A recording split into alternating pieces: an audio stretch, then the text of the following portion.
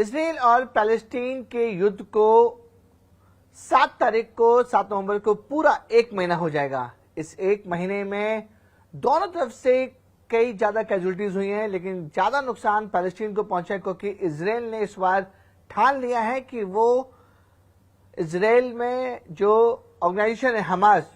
जो इसराइल के मुताबिक एक आतंकवादी संगठन है, उसे अब पूरी तरीके से खत्म कर देगी और हमास को पनपने नहीं देगी। ये इसलिए इसराइल ने ठाना है क्योंकि जब 7 अक्टूबर को जब इसराइल में हमला हुआ था तो उस समय हमास के लोगों ने, और इसराइल की भाषा में बोले तो हमास के आतंकवादियों ने इसराइल में घुसकर इसराइल के नागरिकों को ताबड़तोड़ मौत के घाट उतारा और कई लोगों को बंधक बनाकर गाजा में ले गए हैं, यानी कि हॉस्टेल्स बनाकर गाजा में ले गए हैं। अब इसराइल सरकार पूरी कोशिश कर रही है कि वो अपने नागरिकों को सुरक्षित गाजा से बाहर निकालकर इसराइल में लाए। इसलिए इसराइल ने साफ ऐलान कर दिया है कि इस बार हमास ने और पैलेस्टीन ने बहुत बड़ी गलती कर दी है उनके देश के ऊपर हमला कर और इसराइल ने ठान लिया है कि किसी भी कीमत पर अब वो हमास और पैलेस्टीनियों को छोड़ेंगे नहीं, और किसी भी कीमत पर जो इजरायली नागरिक अभी भी हमास लोगों ने जो बंधक बना के रखा हुआ है, उन्हें किसी तरह से सुरक्षित वहां से बाहर निकालना है। अभी तक की अगर 1 महीने के अगर डेटा की बात करें तो पैलेस्टीन और हमास के लगभग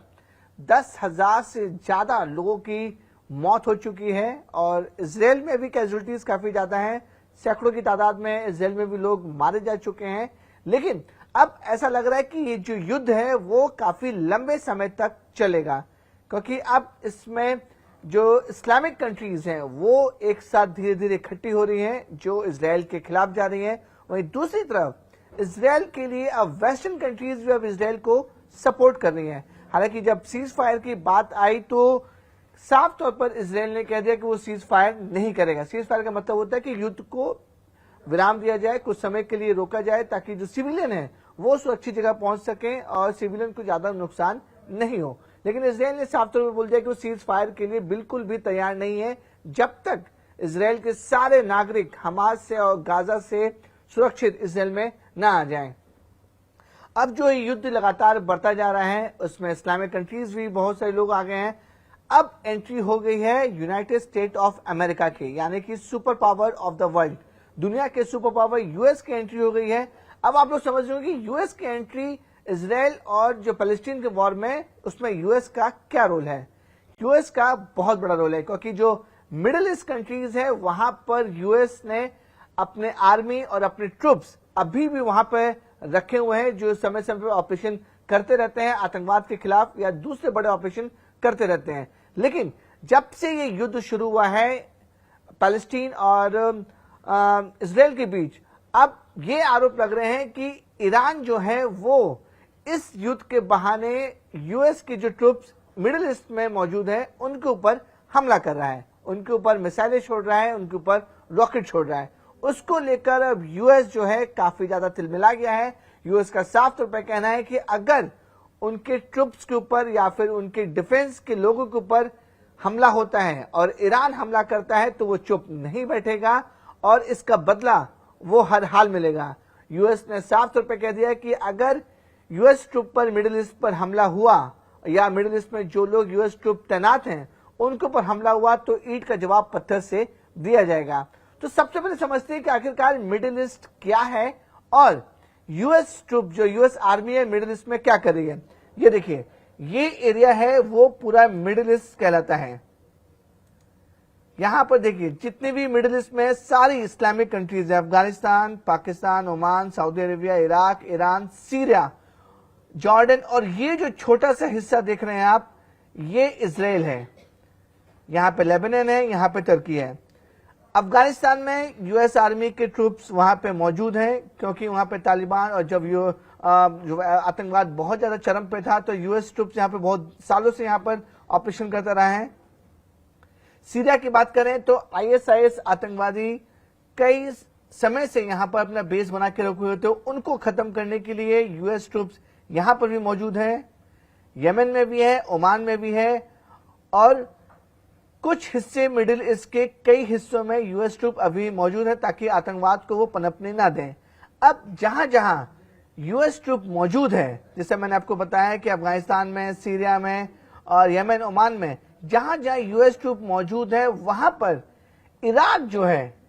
वो इजराइल और पैलेस्टीन के युद्ध का सहारा लेकर या फिर युद्ध का बहाना लेकर यूएस ट्रूप पर हमला कर रहा है।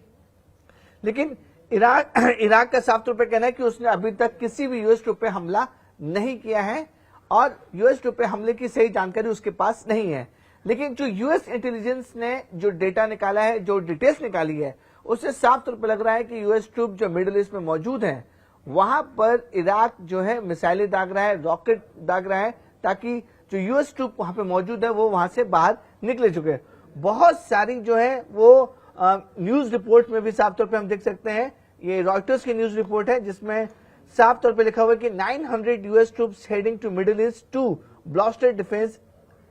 As attack surges.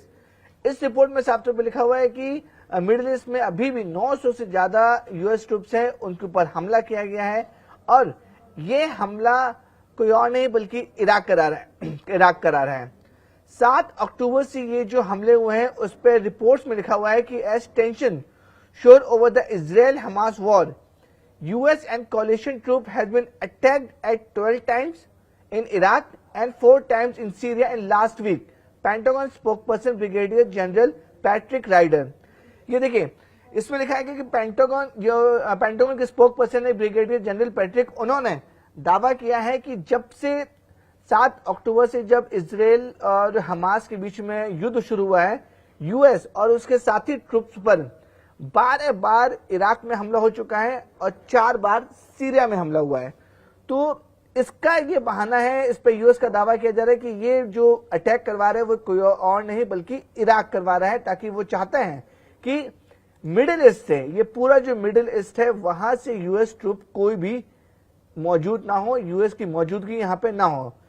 Middle east इसलिए भी दुनिया में सबसे ज्यादा इंपॉर्टेंट है क्योंकि यहां पे सबसे ज्यादा क्रूड ऑयल मिलता है, जो इस जगह से पूरे मिडिल ईस्ट जो क्रूड ऑयल होता है वो पूरी दुनिया में सप्लाई किया जाता है। इसलिए इराक और जो इस्लामिक कंट्रीज है वो चाहते हैं कि मिडिल ईस्ट का जो क्रूड ऑयल का जो व्यापार है वो पूरी तरह से इस्लामिक कंट्री के अंडर हो।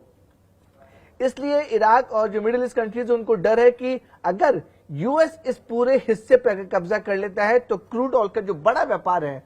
जो तेल के कुएं हैं, वो पूरे उनके कंट्रोल में आ जाएंगे। यही वजह है कि अब इराक और जो मिडिल ईस्ट की कंट्रीज हैं वो चाहते हैं कि यहां से किसी तरीके से यूएस ट्रूप जो वहां पे जमा है वो किसी तरह से बाहर उसे भेजा जा सके। हालांकि